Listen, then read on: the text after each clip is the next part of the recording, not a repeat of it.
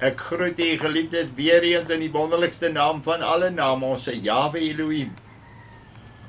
En ons Yahuwah. En ek wil vir u vra, geliefdes, hoe ervaar u die Heilige Gees in u lewe? Kom leer hy u of wil u nie geleer wees deur hom?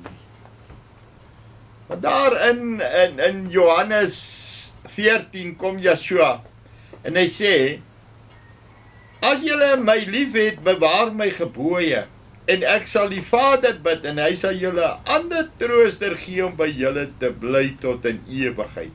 Die Gees van die waarheid, wat die wêreld nie kan ontvang nie, omdat dit hom nie sien en nie ken nie. Maar julle ken hom, omdat hy by julle bly en in julle sal wees. Ek sal julle nie as wese agterlaat nie, ek kom weer na julle toe. Sien hoe belangrik is die Heilige Gees in ek en jy se lewe, geliefdes. Want jy sien, as ek en jy die Gees nie het nie, het ons nie die waarheid nie. En dit wil my so voorkom as ek na hierdie wêreld om rond my kyk, dan besef ek net dat hierdie wêreld het hierdie Gees nie. My mense het nie hierdie Gees nie. Want hy sê daar in vers 26, maar die trooster, die Heilige Gees wat die Vader in my naam sal stuur, hy sal julle alles leer en sal julle herinner aan alles wat ek vir julle gesê het. Wie is die woord? Wat die woord vir ek en vir jou gesê het, want die woord is Yeshua, geliefdes. En sien hoe belangrik is die Gees in ek en jy se lewe. Dat ek en jy nie meer sal lewe nie, maar dat die Gees in en deur ek en jy sal lewe. En daar in Johannes 16 vers 13 sê, en daar moet jy baie mooi luister wat hy sê, geliefdes. Maar wanneer hy gekom het, die Gees van die waarheid, sal hy julle in die hele waarheid lei. Want hy sal nie homself spreek nie, maar alles wat hy hoor sal hy spreek, en die toekomstige dinge aan julle verkondig. Met ander woorde, hierdie hele waarheid, geliefdes, aan ek en jy kom verkondig. Nie net die waarheid nie, want jy met baie mense praat, dan sê jy, het jy die waarheid? En sê ja, ek het die waarheid. Maar het jy die hele waarheid? Het jy hier die Gees van Jahwe wat jou kan leer en onderrig in hierdie wonderlike goed? En as ek so om my kyk, dan sien ek dit nie raak. Ek het nou onlangs, het ek vandag daar na my kleinseun het 'n rugby toer gehad by Becker landbouskool. En geliefdes, ek het daar onder 'n boom gesit in 'n gemakstoel, lekker op die hoogte, sulke walle uit. En ek kon die rugby mooi sien en die mense mooi sien, en dit was vir my baie lekker en interessant om hierdie mense te sien. En weet jy, geliefdes, ek het net op 'n stadium besef, hoeveel mense is daar? En tog ken ek nie eers 1% van hierdie mense. Maar weet jy dat Jahwe en die Gees ken elke individu wat daar is. En hoe tree hierdie mense op? Want as hy optree, soos wat ek hoor, wat alles uit hulle mond uitgaan, dan besef ek net weer eens, hulle kan die Gees nie hê. En die ellende van hierdie wêreld, as jy ry daar na my kinders toe, en ek gaan sien hoe mense daar by die straathoeke staan, by die rooibos. Party sit sommer, en jy kan die armoede en die bedruktheid en die swaar kry op hulle gesigte sien. Ja, en ek en jy kan vir hom 'n R10 of 'n R20 gee, of 'n brood, of wat ook al.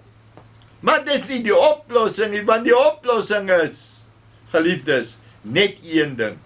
Die beste nuus nog ooit in die hele wêreld. Laat u koninkryk kom. En so kom Joshua en kom leer hy ons daar in Matteus 6. Sy disciples kom en sê, so moet julle dan bid, sê Joshua. Ons Vader wat in die hemel is, laat u naam geheilig word. En hoe belangrik is hier die name nie, en hoeveel kere kom ek na u toe en pleit ek by u om hier die name te kom leer. Want as hier dieselfde Heilige Gees vir ek en jy hier die name kom leer het, gaan hy nie agterna kom en sê, maar weet jy, ek het 'n foutjie gemaak, jy moet daai en daai naam gebruik. Want die Heilige Gees gaan ek en jy in hierdie hele waarheid leer. Maar dan sê hy hier in vers 10, in Matteus 6 vers 10, laat u koninkryk kom, laat u wil geskied soos in die hemel net so ook op die aarde. Hoe verstaan u hierdie gedeelte, geliefdes, van hierdie bede? Die mees bekendste gebed in die hele wêreld. Laat u koninkryk kom. 'n Opdrag wat Joshua sê, wat ek en jy moet bid. Met ander woorde, ek en jy moet dit vra. Na hierdie koninkryk. En hy sê, en laat u wil geskied, soos in die hemel, so ook op die aarde. En wat gaan Joshua nou maak met die 1000-jarige vrederyk, as hy kom op die wolk om ons te kom haal? En hy kom weer met die wederkoms. Kom hy hier die orde herstel, vir hier die 1000 jaar, op hier die wêreld.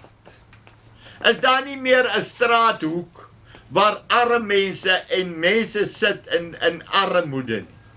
Maar hoekom sit my mense so, geliefdes? Vanweë ongehoorsaamheid. Want ek en jy is veronderstel om 'n koningskind, wel ons is koningskinders. Geliefdes, maar ken ek en jy die woord van Jahwe? Weet u, wat sê die woord van Jahwe alles vir ek en vir u? Is dit nie belangrik dat ek en jy dit sal weet nie? Daar die wonderlike tyding van bevryding, wat Jahwe kom en hy sê, laat u koninkryk kom, want ek gaan alles hierdie dinge verander, sodat ek en jy hierdie volheidslewe kan hê. En daar in 1 Korintiërs 2 vers 9 sê dit so mooi, dit wat die oog nie gesien het, en die verstand van 'n mens nie opgekom het nie. Dit wat Jahwe vir ek en jy voorberei voor die grondlegging van die aarde. En jy weet hoeveel keer het ek al vir u gevra, geliefdes, glo u die woord van Jahwe? Want daar is 'n hordes getuienisse in hierdie woord, en hierdie woord van Jahwe, hierdie is 'n testament. Dit is wat ek en jy gaan erf. Die besluit wat ek en jy moet neem is, gaan ons die goeie of die slegte? En ek kry dit so baie kere dat mense vir my sê, maar hy gaan deur die verdruk. En ek verstaan dit nie, geliefdes, ek is miskien te dom daarvoor, ek weet nie. Maar my woord sê nog altyd vir my, dat Jahwe nog nooit 'n regverdige gestraf het. My woord sê vir my daar in Lukas 21, waak en bid dan, sodat hierdie dag julle nie skielik sal oorval nie. My woord sê vir my in 1 Korintiërs 1 vers 10, hy sê ons wat Joshua uit die hemel uit verwag, wat ons van die toekomstige toorn verlos. En dan daar in 1 Tessalonisense 5 sê hy dieselfde. En daar is so baie plekke, maar ek wil nie daaroor redeneer, ek wil vir u vra, het u al hierdie woord, hierdie testament bestudeer, om te kan sien, en die Heilige Gees te bid, en te vra, leer my, Jahwe, regte weë, wys die regte pad my aan. Maak my hart daartoe geneem met lus daarop te gaan. Want die keuse bly ek in joune, geliefdes. Geliefdes, u weet daar in Numeri 13, ken u daai geskiedenis van die 12 verspieders wat Moses uitgestuur het, om die land Kanaan te gaan verken. En hoe hulle teruggekom het. En elke ou het hierdie wonderlike storie, en weet jy wat sê hulle, al 12 van hulle, en hulle het hom vertel en gesê, ons het gekom in die land waarheen hy ons gestuur het, en waarlik, dit loop oor van melk en honing, en dit is sy vrugte. Druiwe trots so groot, dat hulle 2 manne om moet dra. Vye granaat. Sulke wonderlike goed. Wat hoekom? Wat Jahwe dit beloof, geliefdes. In die volgende vers, toe sê hulle, maar hier die stede, het dik mure, die Inakite woon daarin, die reëse woon daar. Ons kan nie verder nie, ons moet maar terugdraai. En jy ken daar die geskiedenis, geliefdes, wat Jahwe hier die volk wil eintlik uitwis. Hoekom? Want hulle het net gister nog manne opgetel. Hulle het nog net gister miljoene van hulle water gedrink. Hulle het hulle klere is nooit versluit aan hulle. Hulle skoene aan hulle voete. Hulle het al hier die wonderlike beloftes van Jahwe gesien, aan hulle gevoel. En wat doen ek en jy? Het ek en jy hier die getuienisse en ek en jy se lewe in hier die beloftes en bid ek en jy die Heilige Gees om ek en jy te leer en te onderrig in hier die wonderlike goed. En daar kom Jahwe daar in Numeri 13 en hy sê, sodat ek in my toren gesweer het, hulle sal in my rus nie ingaan. Sorg daarvoor, broeders, dat daar nie miskien in een van julle 'n bose en ongelowige hart is, deurdat hy van die lewende Elohim afvallig word nie. So kom waar die hier die Heilige Gees werk by jou vandag, dat ek en jy nie van hierdie lewende Jahwe Elohim afvallig sal word nie. Hy sê, maar vandag, as julle my stem hoor, verraad julle harte nie, soos in verbittering nie. Wie was dan wat gehoor het en hom verbitter het? Was dit nie almal wat onder leiding van Moses uit Egipte gegaan het nie? En op wie was hy 40 jaar lang vertoren? Was dit nie op die wat gesondig het, wie se lyke in die woestyn geval het nie? En dan weet hy gesweer dat hulle sy rus nie sal ingaan nie, behalwe aan die ongehoorsaames, geliefdes, die ongeregtiges, die ongelowiges. En nou sien dat hulle deur ongeloof nie kon ingaan nie. En nou kom hier in Hebreërs 4 vers 1 en kom waarsku ons, hy sê, laat ons dan vrees dat, terwyl die belofte om in sy rus in te gaan, nog stand hou, dit nie miskien sal blyk dat iemand van julle agtergebly het nie. Hoor jy wat sê die woord van Jahwe? Daar is nog tyd, maar die tyd het uitgehardloop, geliefdes. En nou kan jy verder met hierdie Hebreërs 4 verder gaan lees. En is dit so belangrik dat ek en jy sal weet wat hy daar sê. Want hy sê, want aan ons het die evangelie ook verkondig, net soos aan hulle, maar die woord van die prediking het hulle nie gebaat nie, omdat dit by die hoorders nie met die geloof verenig was nie. Want ons wat geglo het, gaan die rus in, soos hy gesê het. Dan word ek en jy wat hierdie rus, hierdie ewige 1000-jarige vrederyk. In vers 4 sê hy, want hy het ergens van die 7de dag gespreek, en Elohim het die 7de dag van al sy werke gerus, en nou hier weer, hulle sal in my rus nie ingaan nie.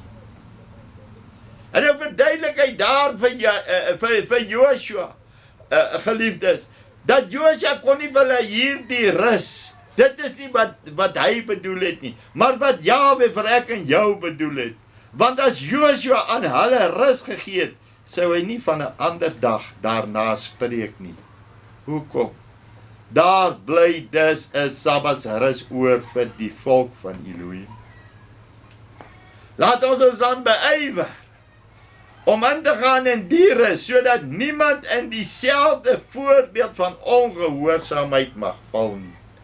Ek weet nie wat kan ek vir u meer sê nie, geliefdes. Maar laat ons dan vrees dat, terwyl die belofte om in sy rus in te gaan, nog standhou, dit nie miskien sal blyk, dat iemand van julle agtergebly het nie. Daarom wil ek vir julle sê, die tyd het uitgeloop, geliefdes. En die tyd is nou daar, wat ek en jy moet weet, dat Yeshua gaan kom op die wolke. En of ek en jy nou dink, dis nie waar nie, of wat ook al, dit is waar, en dit gaan waar word. Nou, in hierdie tyd waarin ek en jy nou lewe. En dat ek en jy sal opstaan, en in hierdie wonderlikste beloftes van Yahweh sal bly. Hoor jy mooi wat sê hy, geliefdes, daar in Psalm 119 vers 49. Gedenk die woord aan u knegt, omdat u my laat hoop het. Wat as ek so om my mense kyk en ek sien hoe hulle optree, en nou praat ek nie van al die rykes of die wat nog iets het nie, ek praat van die gewone mense op die strate, in die stede en in die dorpe. Hulle kry swaar, hulle is moedeloos. Want hoekom? Hulle het nie hoop nie, geliefdes. Maar ek en jy moet hierdie getuienis wees, hierdie hoop wees. Ek en jy moet 'n Joshua en 'n Caleb wees, wat sê, maar weet jy, dit is so, daardie is feite. Maar Yahweh het vir ek en jy dit beloof. En omdat Yahweh dit beloof het, so sal ons deur dit kom. Laat u koninkryk kom. Want dis belangrik, geliefdes. En daar vers 50 sê, dis my troos en my ellende, dat u belofte my lewend maak.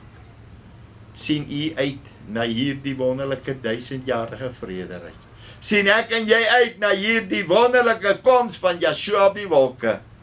En so sal ons saam met hom in wolke weggevoer word. En so sal ons altyd by Yahweh wees. Daarom wil ek u vertroos met hierdie woorde. En ek sê vir u shalom.